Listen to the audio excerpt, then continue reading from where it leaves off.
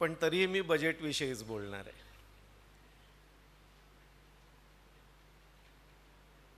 पण त्याआधी डोंबिवली नागरी सहकारी बँकेनं गेल्या वर्षात साधलेली प्रगती आणि गेली अनेक वर्ष करत असलेल्या प्रगतीबद्दल मी कर्वे साहेब, त्यांचे सर्व सहकारी, परांजपे साहेब आणि त्यांचे सर्व सहकारी यांचं मनपूर्वक अभिनंदन करतो. डोंबिवली बँकेत आणि देवगिरी बँकेचं एक विशेष नातं आहे. कन्सॉर्शिया फायनान्स हा जो कन्सेप्ट आहे हा नॅशनलाइज बँका किंवा मोठ्या बँक्स आणि मग त्यांना गरज पडली तर एखादी कॉपरेटिव्ह बँक बरोबर अशा स्वरूपात 1995-96मध्ये असायचा. पण कॉपरेटिव्ह बँक्सनी एकत्र येऊन कन्सॉर्शिया फायनान्स करण्याचा कधीही कोणी विचार केला नव्हता. देवगिरी बँकेचा जीव एवढूसा होता आणि आमच्याकडे प्रपोजल्स मात्र खूप मोठी मोठी यायची आणि आम्हाला काही ते फंडिंग करणं शक्य नसायचं. मग देवगिरी बँकेत आम्ही असा विचार केला की आपणच का नाही कन्सॉर्शिया फायनान्स करू, वेगवेगळ्या परिवारातल्या बँकांना एकत्र घेऊन.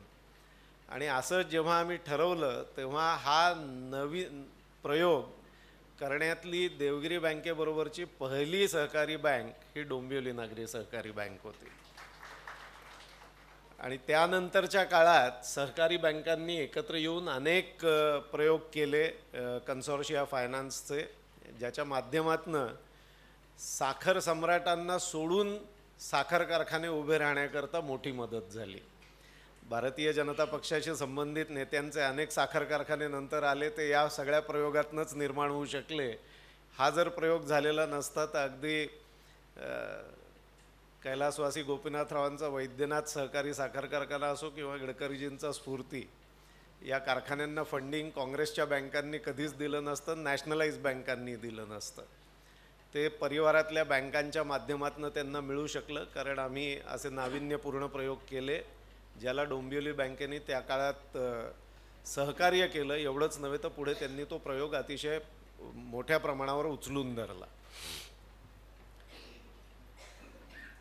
बजेट म्हटलं की मला आठवतं की सुमारे 25-27 वर्षापूर्वी मी उद्योगात कार्यरत झाल्यानंतर बजेटच्या विषयी वाचायला सुरुवात केली, कारण इकॉनॉमिक टाइम्स वाचायला सुरुवात केली, त्यामुळे बजेटविषयी वाचायला सुरुवात केली. तसा मी इंजिनियर असल्यामुळे माझा आणि इकॉनॉमिक्सचा काही संबंध नव्हता आणि जोपर्यंत कारखान्याची फायनान्शियल जबाबदारी अंगावर पडली नाही तोपर्यंत माझा आणि अर्थकारणाचाही काही संबंध नव्हता. पण बजेटविषयी वाचायला सुरुवात केली त्यावेळेला त्याचं सामान्य माणसाच्या जीवनात असलेलं महत्त्व हळूहळू मला जाणवायला लागलं. पण कालचक्र सतत फिरत असतं आणि गेल्या 5-7 वर्षात मला असं जाणवतं आहे की सामान्य माणसाच्या जीवनात या बजेटचा तसा आता शॉर्ट टर्म असा काहीही अर्थ उरलेला नाही आहे. बजेटच्या माध्यमातून टॅक्सेशनमध्ये होणारे जे प्रचंड मोठे बदल होते ते कोणे एकेकाळी 30-30, 40-40% फरक याच्यात पडायचा. कस्टम्स ड्युटीज वाढवल्या जायच्या, त्यामुळे इम्पोर्टेड गोष्टी महाग व्हायच्या. इम्पोर्टेड गोष्टी वापरून इथे तयार होणाऱ्या अनेक वस्तूंच्या किमती वाढायच्या. एक्साईज ड्युटीज अशाच वाढवल्या जायच्या. पर्टिक्युलरली फ्रीज, एअर कंडिशनर्स अशा ज्या गोष्टी त्या काळात लक्झरी आयटम्स समजल्या जायच्या त्याच्यावरच्या एक्साईज ड्युटीज खूप मोठ्या प्रमाणावर बदलायच्या.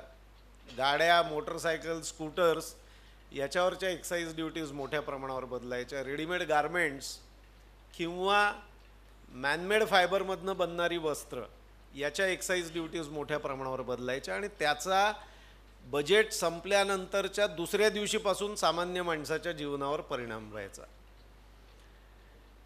पण गेल्या काही वर्षात टॅक्सेशनमध्ये असे खूप मोठे बदल घडणं बंद झालं आहे, कारण लिबरलायझेशन नंतर जो इन्कम टॅक्सची हायेस्ट लेवल 97% होती ती आता 33%वर येऊन गेली अनेक वर्ष थांबली आहे. 30% प्लस सरचार्ज ही गेली अनेक वर्ष तिथेच आहे, त्याच्यात काही फार बदल घडलेले नाही आहेत.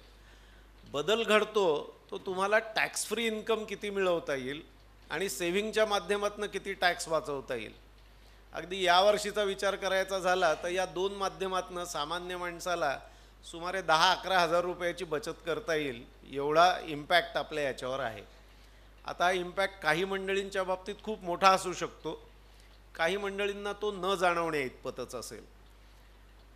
एवढी भारतातल्या मध्यम वर्गाची, पगारदार वर्गाची प्रगती झालेली आहे. म्हणजे अगदी इंजिनिअरिंग इंडस्ट्रीमध्ये मिनिमम वेजेस घेणारा कामगारही आता सुमारे 13-14 हजार रुपये मिळवतो. त्यामुळे वर्षाला साधारणतः 1,80,000 1,90,000 रुपये मिळवून टॅक्स प्लॅनिंग केलेलं असेल तर इन्कम टॅक्स लागू होत नाही. पण 3 लाखाच्या आसपास इन्कम असेल तर कुठेतरी आता इन्कम टॅक्स भरावाच लागतो आणि त्याच्यातला हा बदल आहे. त्यामुळे त्या उत्पन्न गटातल्या लोकांवरती याचा बराच परिणाम होतो. पण इतर उत्पन्न गटात 5 लाखाच्या वरती ज्यांचं उत्पन्न आहे त्यांच्या दृष्टीने हा फरक फारसा नसतो. महिन्याला साधारणतः 700-800 रुपये इतकाच तो फरक वर्कआउट होतो. त्यामुळे टॅक्स रेट्स हे फारसे न बदलल्यामुळे आणि वस्तूंचे भावही त्या प्रमाणात न वाढल्यामुळे सामान्य माणसाच्या दृष्टीने बजेट झाल्याच्या दुसऱ्या दिवशी काही घडतं असं होत नाही.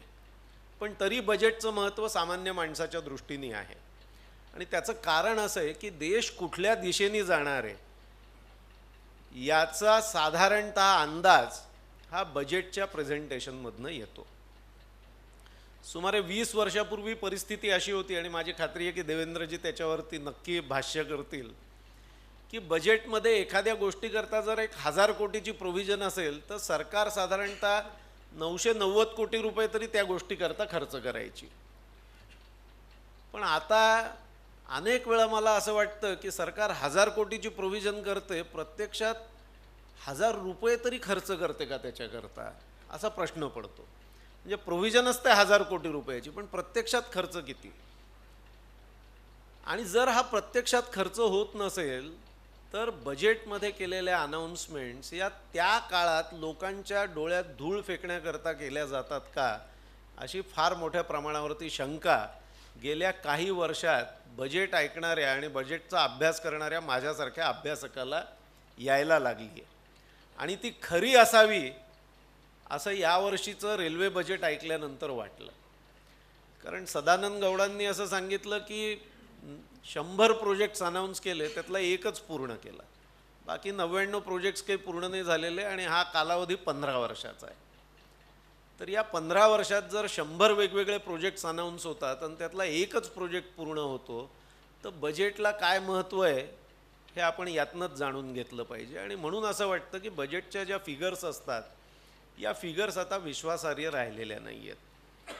त्यामुळे गेली 5 वर्ष बजेटवर बोलायला या असं कोणी जर मला बोलावणं केलं तर मी साधारणपणे त्यांना असं सांगतो की बजेटवर काय बोलायचं असतं आजकाल, बजेटवर बोलण्यासारखं काही राहिलेलंच नाही आहे. हां, बजेट कसं वापरलं गेलं ही जर आकडेवारी सरकारने प्रसिद्ध करायला सुरुवात केली सामान्य माणसाला कळेल अशा भाषेत तर त्याच्यावर चर्चा करण्यासारख्या खूप गोष्टी आहेत. आणि खरं म्हणजे याच्या पुढे चर्चा त्याच्यावरच व्हायला पाहिजे. बजेट ॲलोकेशन्स याला फारसं महत्त्व नाही राहिलेलं. तर ती ॲलोकेशन्स प्रत्यक्षात कशी वापरली गेली आणि कशाकरता नक्की खर्च झाली. आता मी म्हणतो की बजेट कशाकरता खर्च झालं तर तुम्ही असं म्हणाल की असं कसं काय तुम्ही म्हणू शकता, एखाद्या प्रोजेक्टकरता जर बजेट ॲलोकेट केलं असेल तर त्या प्रोजेक्टवरच खर्च होईल. पण हा तुमचा आमचा समज झाला की आपण घराकरता खर्च करायचं ठरवलं, घर बांधायचं किंवा फ्लॅट विकत घ्यायचं तर आपण जे काही बजेट करतो ते सगळं त्याच्यावरच खर्च करतो. म्हणून तुम्हाला आम्हाला असं वाटतं की सरकारने असंच केलं असेल. पण गंमत अशी आहे की सरकार अनेक वेळा त्याच्या एस्टॅब्लिशमेंट कॉस्ट्स या बजेटमधनं खर्च करत असतं. म्हणजे जो स्टाफ ॲलोकेट केला त्याचे पगार यातनं जातात. म्हणजे आता एखाद्या ब्रॉडगेज रेल्वेच्या प्रोजेक्ट करता समजा अनाऊन्स केला आणि एक नॉमिनल प्रोव्हिजन केली 2 कोटी रुपयाची तर तुमचा आमचा असा समज असतो की या 2 कोटी रुपयात काहीतरी काम झालं असेल तिथे. पण बरेच वेळा तिथे ॲलोकेट केलेला जो स्टाफ असतो त्याचा पगार देण्यातच हे 2 कोटी रुपये संपलेले असतात. म्हणजे प्रत्यक्ष काम तसं काही फारसं झालेलंच नसतं. तर त्यामुळे सरकारने हे नक्की कुठे खर्च केलेत पैसे हे समजण्याची तुम्हाला आम्हाला गरज आहे. आणि ते जर समजलं नाही तर त्या बजेट ॲलोकेशनला भाळण्याचं आता काही तसं कारण उरलेलं नाही आहे. पण सरकारने प्रत्यक्ष त्या प्रोजेक्टवर जरी खर्च केला तरीही मी असं म्हणेन की तो कसा खर्च केला हे जाणून घेण्याची गरज आहे. त्याची इफेक्टिव्हिटी, सरकारमध्ये खर्च करण्याची इफिशियन्सी प्रचंड आहे. म्हणजे जर एखाद्या डिपार्टमेंटकडे काही कोटी रुपये 30 मार्चला सकाळी आले तर 31 मार्चला संध्याकाळपर्यंत ते सगळेच त्यांनी संपवलेले असतात. म्हणजे इफिशियन्सी प्रचंड आहे त्यांचा खर्च करण्याची. पण इफिकसी काय आहे, इफेक्टिव्हिटी काय आहे?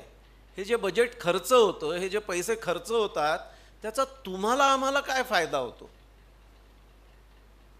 तर त्याचा अभ्यास जर केला तर मला असं जाणवतं की अनेक वेळा खर्च करायचे म्हणून ते केले जातात, खर्च टाकायचे, बजेट परत नाही गेलं पाहिजे आपल्या डिपार्टमेंटचं. आणि याचं कारण असं आहे की यावर्षी जर ॲलोकेट केलेलं बजेट परत गेलं तर पुढच्या वर्षी बजेट ॲलोकेट होत नाही, तेवढं ते कमी केलं जातं. आणि पुढच्या वर्षी माझ्या डिपार्टमेंटला पैसे कमी मिळाले तर माझं कसं होईल, प्रोजेक्टचं कसं होईल, नाही माझं कसं होईल, असा विचार करणारी मंडळी ठाई ठाई आढळतात. आणि त्यामुळे हे पैसे परत नाही गेले पाहिजेत याच्याकरता येणं केणं प्रकारेनं ते पैसे खर्च करायचे, त्याचा प्रत्यक्ष सामान्य माणसाला काय उपयोग होतो याचा विचार नाही करायचा. अशा पद्धतीने या बजेटमधले अनेक खर्च केले जातात. सगळेच असे केले जातात असं मला म्हणायचं नाही. तसं जर असतं तर जी काही प्रगती आपण गेल्या 25, 30, 40 वर्षात केलेली आहे ही प्रगती आपल्याला दिसली नसती. पण ही प्रगती दिसते याचा अर्थ सरकार अतिशय इफेक्टिव्हली बजेट खर्च करतं आहे असा नाही आहे. कारण इफेक्टिव्हली जर सरकारने बजेट खर्च करायला सुरुवात केली तर माझी खात्री आहे की आज जेवढी प्रगती दिसते त्याच्या 1000 पट जास्ती प्रगती आपल्याला साधता आली असती. आज स्मार्ट सिटीजची कल्पना नरेंद्र मोदींच्या सरकारने मांडली आहे. या स्मार्ट सिटीज म्हणजे नक्की काय याचा जर विचार केला तर तुमच्या माझ्या दृष्टीने मी असं म्हणेन की स्वच्छ शहर, जिथे पाणी मिळतं, जिथे रस्त्यावरती चालताना कुठला त्रास होत नाही, 10 धक्के खावे लागत नाहीत, रस्ता क्रॉस करताना गाडी येईल की काय, उडवेल की काय आपली अशी भीती वाटणार नाही, असं शहर म्हणजे स्मार्ट शहर. जिथे सर्व व्यवस्था या सुरळीत चालत असतील आणि त्या सुसह्य असतील. केवळ सुरळीत चालतायत आणि असह्य आहेत असं नाही, तर सुसह्य आणि सुरळीत चालणाऱ्या व्यवस्था याला आपण स्मार्ट सिटी म्हणू. मग अजून अनेक कन्सेप्ट्स आहेत की तुमची घरं सगळी ग्रीन घरं असतील म्हणजे त्याला एनर्जी कन्झम्पशन खूप कमी असेल, मग इलेक्ट्रॉनिकली ऑपरेट करता येईल, म्हणजे मंत्रालयातल्या ऑफिसमध्ये बसून डोंबिवलीतल्या स्वयंपाकघरातला प्रेशर कुकर ऑन करता येईल वगैरे, असं सगळं घडण्याची शक्यता आहे या स्मार्ट सिटीजमध्ये. पण आपण असं धरून चालू की तेवढ्यापर्यंत आपण कधी पोचू माहीत नाही. पण स्वच्छ शहर, तर हे आपल्याला आज 100 शहरांच्या विषयी आपण बोलतोय, पण हे स्वप्न अगदी सगळ्या 6, 8 का 60, 70 हजार खेड्यांच्यात का उतरवता येत नाही? शहरं तर व्हायलाच पाहिजेत पण खेड्यांच्यातही का आणता आलं नाही? असे देश नाही आहेत का की जे आपल्याबरोबर स्वतंत्र झाले आणि जे आपल्या इतकेच घाणेरडे होते पण आज ते आपल्यापेक्षा कितीतरी पटीने अधिक स्वच्छ आहेत, अतिशय डिसिप्लिन्ड आहेत, असे देश आहेत. आणि ते आपल्यापेक्षा खूप छोटे आहेत, त्यांच्याकडे असलेले फायनान्शियल मीन्स हे आपल्यापेक्षा कमी आहेत आणि तरी देखील ते अचीव करू शकले. याचा अर्थच असा आहे की तिथली सरकारं हे त्यांच्याकडे उपलब्ध असलेला पैसा हा चांगल्या प्रकारे वापरत होती आणि आपल्याकडे ते घडत नव्हतं. मग आता असं घडेल का? तर या बजेटविषयी बोलताना मी असं म्हणेन की या बजेटमध्ये 2 गोष्टी ज्या मला प्रामुख्याने जाणवल्या त्या अशा होत्या की याच्या आधीची बजेट स्पीच मी अतिशय लक्ष देऊन ऐकायचो. सुरुवातीच्या काळात एक अभ्यासक म्हणून ऐकायचो आणि नंतरच्या काळात वार्ताहरांचे फोन येतात, साहेब तुमची रिॲक्शन काय, तर त्यांना रिॲक्शन देता यावी म्हणून ऐकायचो. पण गेल्या अनेक स्पीचेसपेक्षा यावेळचं बजेट स्पीच हे अगदी वेगळं होतं. आणि मी जेव्हा असं म्हणतो ते वेगळं होतं तर जेटलींनी 5-10 मिनिटाचा ब्रेक घेतला त्याच्याकरता म्हणत नाही. मी वेगळं होतं एवढ्याकरता म्हणतो की याच्या आधीच्या अनेक स्पीचेसमध्ये मी सोशल वेलफेअर स्कीम्सवरती असलेल्या वेगवेगळ्या प्रोव्हिजनवर बजेट स्पीच करत असताना अर्थमंत्री किती वेळ घालवतात, त्याचा किती उल्लेख केला जातो. तर याच्या आधीच्या सरकारमध्ये गेल्या 10 वर्षात प्रामुख्याने वेगवेगळ्या गांधी नेहरू योजना ज्या काही केल्या गेल्या त्याच्यावरच्या ज्या प्रोव्हिजन्स होत्या, मग त्या 10 कोटी असतील किंवा 10,000 कोटी असतील, त्याच्यावरती प्रचंड वेळ दिला जायचा. त्याचं कारण असं होतं की सरकारचा फोकस हा समाज हा कर्तृत्ववान नाही आहे, त्याला सबसिडीजची गरज आहे आणि त्याला सबसिडीज नाही दिल्या तर हा समाज रसातळाला जाणारे, भिकेला लागणारे, उपाशी मरणारे. त्यामुळे या समाजाला आपण जर खाटल्यावर बसवून जेवूनही घातलं तर याची प्रगती होण्याची शक्यता नाही आहे, अशा विचारांनी केलेल्या या सगळ्या प्रोव्हिजन्स होते. मी हे स्पष्टपणे एवढ्याकरता मांडतो की समाजात एक असा वर्ग आहे की ज्याला निश्चितपणे याची गरज आहे, पण 70% लोकांना फूड सिक्युरिटी ॲक्टमध्ये आणून 300-400 रुपयात महिन्याभराचं धान्य मिळेल अशी प्रोव्हिजन करण्याचं काम जर केलं आणि 100 दिवस गॅरंटीड काम, तुम्ही काय काम करायचं त्याची अकाउंटेबिलिटी नाही, पण प्रत्येक खेड्यात प्रत्येक व्यक्तीला 100 दिवस, ॲडल्ट असेल तर त्याला 100 दिवस काम घराच्या जवळ आणि बसल्या बसल्या पैसे. काम कारण काही फारसं करावंच लागत नाही आणि घरात 4 माणसं असतील तर 400 दिवस वर्षातनं काम झालं. 100 दिवस याला मिळालं, 100 दिवस त्याला मिळालं, 365 दिवसात 400 दिवस जर काम मिळालं आणि जे काय सरकारने पैसे दिलेत तर त्या कुटुंबाला काम करण्याची काही गरजच शिल्लक नाही ना राहिली. Economic development of the country, आर्थिक प्रगती जर देशाने करायची असेल तर देशातल्या प्रत्येकाने जर काम केलं नाही, काही व्हॅल्यू ॲडिशन केली नाही तर देशाची प्रगती होणार कशी. आणि आम्ही असं म्हणतो की 70% लोकांना आम्ही 300-400 रुपयात त्यांचं महिन्याभराचं राशन देऊ आणि सगळ्या लोकांना घरात बसून काम केल्याचा दाखला देऊन त्यांना पैसे देऊ. या अशा स्वरूपाच्या योजनांनी खेड्यापाड्यांच्यातनं काय परिणाम झाला हे शहरात राहणाऱ्या मंडळींना कळणं फार अवघड आहे. शेतावर काम करायला माणसं मिळत नाहीत, कारण शेतकरी जर एखाद्या शेतावर आला, कोणी जर कामगार, तर त्याला प्रत्यक्ष काम करून कमवावं लागतं आणि सरकारी योजनेवर गेला तर सही करून किंवा अंगठा मारून पैसे मिळतात. मग त्याच्या नावाने कदाचित 150 रुपये खर्च पडत असतील, त्याला 75च मिळत असतील, पण ते काहीच न करता मिळतात. आणि असे पैसे कमवायची सवय ज्याला लागली आहे तो शेतावर येऊन कष्ट करायला तयारच नसतो आणि तो तयार नसतो. त्यामुळे शेतीत धान्य कसं पिकवायचं, शेतीची कामं कशी करायची असा प्रश्न लोकांपुढे पडायला लागलेला आहे, शेतकऱ्यांपुढे पडायला लागलेला आहे. खेड्यापाड्यांच्यातनं कष्टाची कामं करायला माणसं मिळणं अवघड आहे आणि कारखान्यांच्यातनंही कामगार मिळणं अवघड झालेलं होतं. हे म्हणणं फार सोपं आहे की उत्तर प्रदेश आणि बिहारच्या लोकांना नोकऱ्या देऊ नका. एक महाराष्ट्रीयन म्हणून मलाही असंच वाटतं, पण मग काम कोण करणार, कष्टाची कामं करणार कोण. त्यांच्याकडे तिथे अपॉर्च्युनिटीज नाहीत म्हणून ते इतकी वर्ष आपल्याकडे येत होते. उत्तर प्रदेश आणि बिहार, आता बिहारची प्रगती फार वेगाने व्हायला लागली, त्यामुळे बिहारी मंडळी आता महाराष्ट्रात फारशी येईनाशी झाली, नाही मिळत कामगार तुम्हाला बिहारी.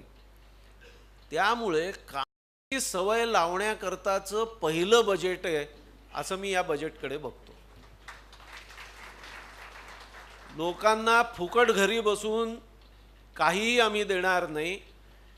प्रोव्हिजन्स केलेले आहेत, आधीच्या सरकारने सुरू केलेल्या योजना काही बंद करून टाकल्या, त्याला प्रोव्हिजन्स दिल्या नाहीत, कमी केल्या, असं कुठलंही काम या बजेटने केलेलं नाही आहे. पण त्या योजनांच्या संदर्भात फार तर फार 2 किंवा 2.5 मिनिटात फायनान्स मिनिस्टरनी रेफरन्स केला आणि संपवला. त्याच्यावरती फार वेळ दिला नाही. मात्र देशाची आर्थिक प्रगती साधण्याकरता इन्फ्रास्ट्रक्चर डेव्हलपमेंट व्हावी याच्यावरती प्रचंड भर दिला गेला. अगदी छोट्या छोट्या योजना असतील, अगदी 57 कोटी रुपयाचं मातीची परीक्षण करणाऱ्या प्रयोगशाळांचा संदर्भ असेल, पण त्याचा उल्लेख होता, त्याचं एक्सप्लेनेशन होतं की ज्याच्यामुळे शेतकऱ्यांना खूप मोठी मदत होणार आहे. हॉर्टिकल्चर युनिव्हर्सिटी असतील, ॲग्रिकल्चर युनिव्हर्सिटीज असतील, याचा रेफरन्स होता. IIT IIMs असतील त्या कुठे करणार आहेत, एम्स सारख्या संस्था असतील त्या कुठे करणार आहेत, याचा रेफरन्स होता. हे वेलफेअर नाही आहे. आधीच्या गव्हर्नमेंटच्या मनात जसं होतं तसं, पण तरी देखील हे वेलफेअरच आहे. लोकांना गरजेच्या असणाऱ्या गोष्टी योग्य अशा मूल्य चार्ज करून उपलब्ध करून देणं हे सरकारचं काम आहे. आणि ते करण्याकरताच्या ज्या छोट्या छोट्या प्रोव्हिजन्स आहेत त्या प्रोव्हिजन्सवरती अर्थमंत्र्यांनी भर दिला होता. कोणीतरी असं म्हणालं की 100 कोटीचे अनेक प्रोजेक्ट्स त्यांनी अनाऊन्स केले. 1 कोटी रुपयाचं ॲलोकेशन असलेल्या योजनांवरती 2 मिनिटं बोलताना मी अर्थमंत्र्यांना याच्यापूर्वी ऐकलं होतं. कुठल्याही न्यूजपेपरनी त्याच्यावरती टीका केल्याचं मी वाचलं नव्हतं. मात्र यावेळेला पहिल्यांदा मी 100 कोटीचे